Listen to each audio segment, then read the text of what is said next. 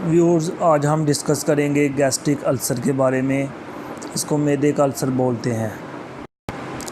मैदे के ज़ख्म की अहम वजह मैदे के तेज़ाब की ज़्यादती या मैदे के हिफाजत करने वाली झिल्ली की कमज़ोरी है।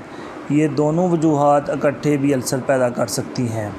मैदे के अल्सर में तेज़ाब की मकदार ज़्यादा होने की बजाय कम भी हो सकती है। मैदे के अल्सर में हेलिकोबैक्टर पाइलोरी का जरासीम का भी बहुत बड़ा हाथ है। मैदे के ज़ख्म की एक ख़ास अलामत यह है कि मैदे के ज़ख्म का मरीज़ अपने दर्द वाली जगह पर उंगली रख कर निशानदेही कर सकता है, मगर मैदे के वर्म का मरीज़ सही जगह की निशानदेही नहीं कर सकता। इसकी अलामत देखते हैं। पेट में दर्द का खाने से तअल्लुक़ मुख्तलिफ होता है। दर्द खाने से बढ़ भी सकता है और कम भी हो सकता है। रात को पेट में दर्द आम तौर पर नहीं होता। मुआयना करने पर पेट को दबाने से मरीज़ को दर्द महसूस होता है। इसके लिए जो टेस्ट किया जाता है उसको बेरियम मेल एक्सरे बोलते हैं। इस एक्सरे पर मैदे के ज़ख्म को आसानी से पहचाना जा सकता है। एक टेस्ट यूज़ होता है एंडोस्कोपी। इससे ज़ख्म के बारे में भी मुकम्मल मालूमात मिल जाती हैं। मैदे के ज़ख्म को हमेशा टेस्ट करवाया जाए और एंडोस्कोपी से इसके टुकड़े यानी बायोप्सी लेकर लेबॉर्ट्री में चेक किया जाए, क्योंकि मैदे के कैंसर में भी इस तरह ज़ख्म बन जाता है।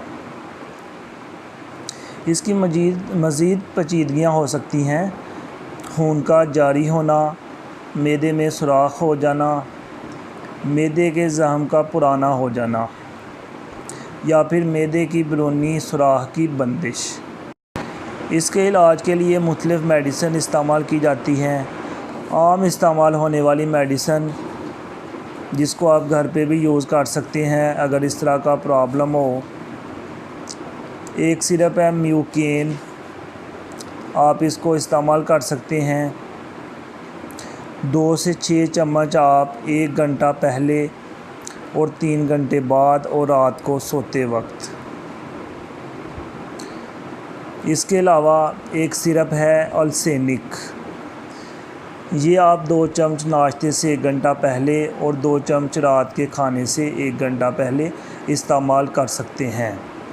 इसके अलावा तेज़ाबियत को कम करने के लिए और मैदे के अल्सर को फैलने से बचाने के लिए आप रोज़ाना 1 कैप्सूल ओमेगा 20 mg इस्तेमाल कर सकते हैं।